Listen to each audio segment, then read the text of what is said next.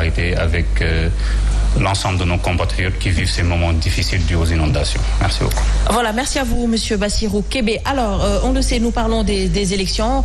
Le montant de la caution a été fixé à 15 millions. Bien sûr, pour les élections locales ou communales et départementales, donc 15 millions.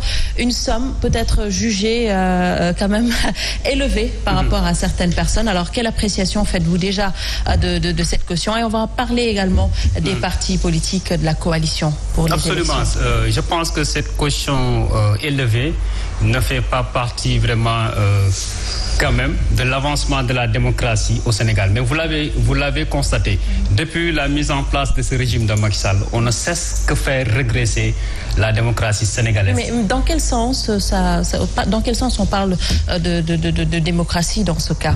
Absolument, parce que quand vous allez dans les pays comme le Burkina Faso, oui, la caution est fixée à 5 000 francs. On doit quand même pouvoir, quand on parle d'élections locales, on parle de localité. Ça doit être ouvert à tous les habitants de la localité. Ce n'est pas une affaire de parti politique.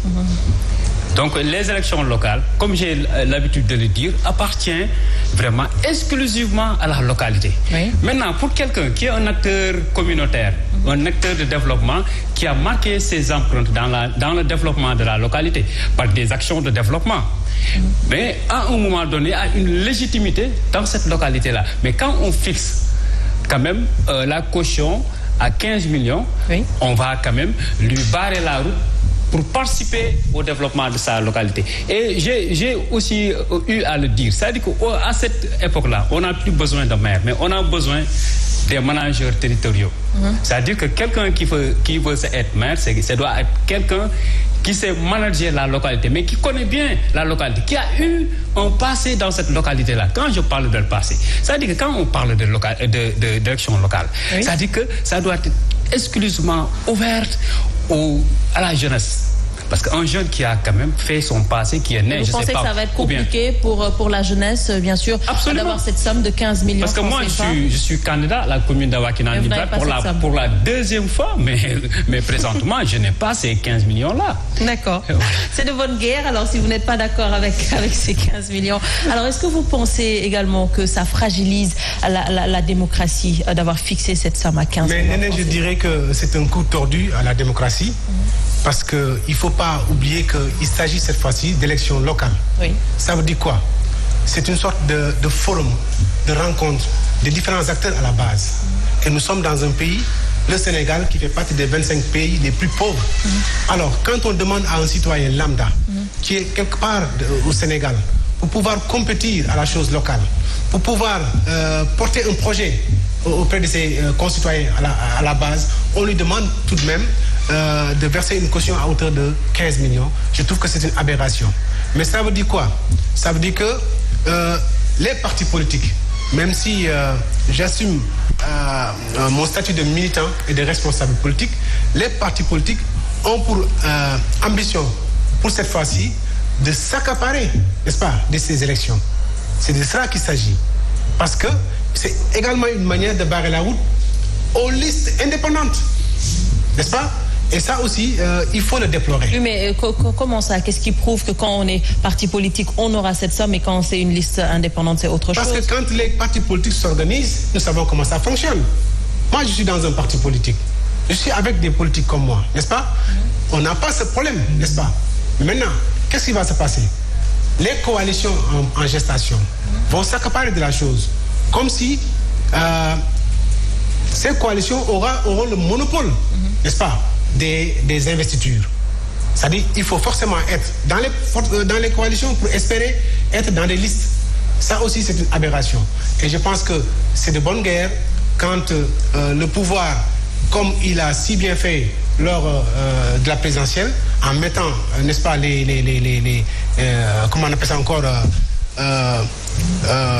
quand on a voulu mettre ce filtre, comme on dit, oui, c'est la même façon le parrainage. C'est la même façon qu'ils sont en train d'agir, n'est-ce pas, pour limiter un peu les dégâts. Mais les dégâts, il y en aura. Parce que pour cette fois-ci, les Sénégalais sont décidés. Oui. Ils sont engagés. Parce qu'il ne faut pas oublier que depuis 25 ans, les Sénégalais ont cette culture de la chose communautaire. D'accord? depuis 1996, les Sénégalais participent au développement local. Et donc, cette fois-ci, ils seront vraiment engagés pour apporter le changement. D'accord. Ça, c'est inévitable. C'est inévitable. Alors, justement, est-ce qu'il ne s'agit pas là de rationalisation plutôt que de parler d'antidémocratique? Je ne crois pas. Le parti que je représente, PASTEF, les Patriotes, est contre toute forme de filtrage basé sur la puissance économique. Car l'argent ne doit pas être un barrage pour ceux qui ont des ambitions, comme monsieur l'a rappelé tout à l'heure, dans les communes, dans les collectivités locales, des jeunes qui ont pour ambition de diriger leur commune et d'aider leur commune à se développer. Donc ce genre de caution perpétue cette oligarchie politique. Ceux qui ont toujours été là, ceux qui sont encore là et qui ne veulent pas quitter. Donc nous sommes totalement contre. Cela aurait dû faire l'objet d'un consensus.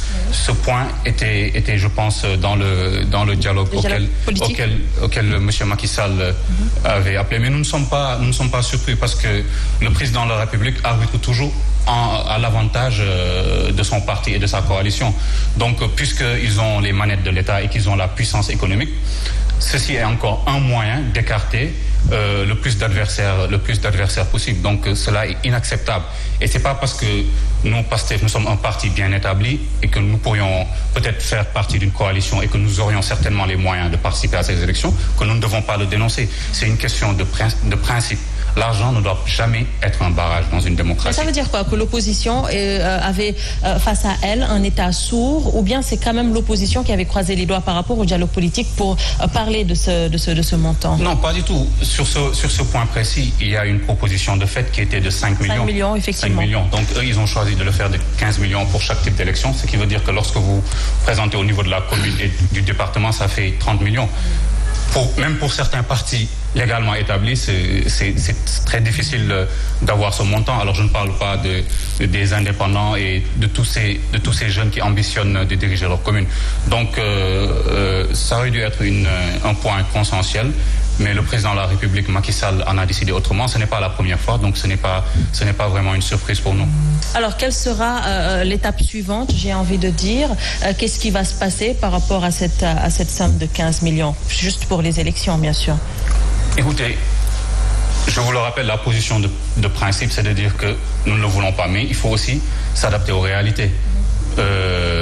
La légitimité politique la plus grande dans ce pays, qu'on le veuille ou non, elle est détenue par le président Macky Sall, qui est président de la République pour encore 2 ans. Donc, il a pris cette décision. Le ministre de l'Intérieur l'a écrit. Je pense que on peut réfléchir à des actions qu'on pourrait faire pour mettre la pression sur le gouvernement pour que cette caution diminue. Mais si tel n'était pas le cas, il faut aussi, on est dans une réalité politique et on sait que nos adversaires ne nous laisseront rien du tout. Donc il faut se préparer à mettre cette caution sur la table et à aller aux élections.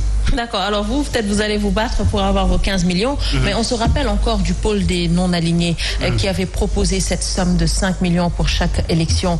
On aurait pu aller dans ça, peut-être. D'abord, je vais le corriger un peu pour lui dire que Macky Sall, en fait, ne détient pas la légitimité, mais il détient la légalité. C'est le peuple sénégalais qui détient la légitimité. Donc, c'est quand même au peuple sénégalais de se lever pour dire que arrêtez quand même et permettez aux gens, aux candidats indépendants quand même de pouvoir participer aux élections locales, parce que c'est ce qui fait quand même faire avancer. Mais dans quel sens là les dés sont jetés? Qu'est-ce que peut faire le peuple sénégalais actuellement? Que peut faire le peuple? Mais on peut faire. Que doit faire le peuple?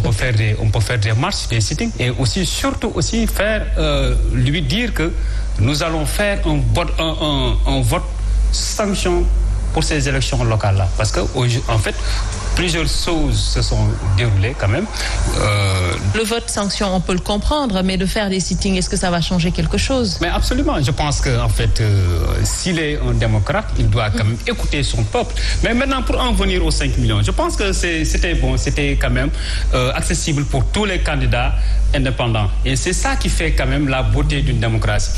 En fait, un démocrate doit être un gentleman. C'est-à-dire que quand même faire accepter les règles du jeu et quand même respecter son adversaire. Mais je pense que le pouvoir en place quand même a ce problème-là et a horreur de la justice et des droits.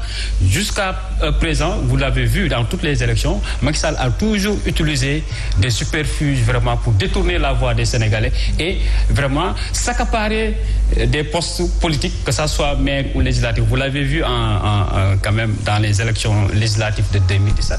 Avec les permis et les ordonnances, etc., etc. Mais aujourd'hui, quand même, quand on voit qu'il y a quand même, on est dans une ère de patriotisme, quand même, vous voyez un jeune qui n'est pas militant d'un parti, mais qui fait des choses pour sa localité. Mais ce jeune-là, on doit lui permettre de participer à ces élections-là. Et encore une fois, je le dis, la politique n'est pas l'affaire des partis politiques. Il faut que ça cesse. Aujourd'hui, même les partis politiques, c'est caduc. Donc, ça doit être ouvert. Vous voyez des mouvements citoyens qui ont plus d'utilité que les partis politiques. Les partis politiques ont un rôle d'éducation, d'information et de sensibilisation. Est-ce qu'ils le font? Ces partis politiques-là ne font pas ça par rapport à leurs militants. Maintenant, quand on parle de système, ça veut dire que d'abord, il faut changer ça. C'est-à-dire qu'il faut donner la possibilité aux mouvements citoyens et aux leaders locaux de participer quand même au développement de leur localité. Mais pas quand même le fermer vraiment exclusivement aux partis politiques ou bien faire la politique et les centres de décision.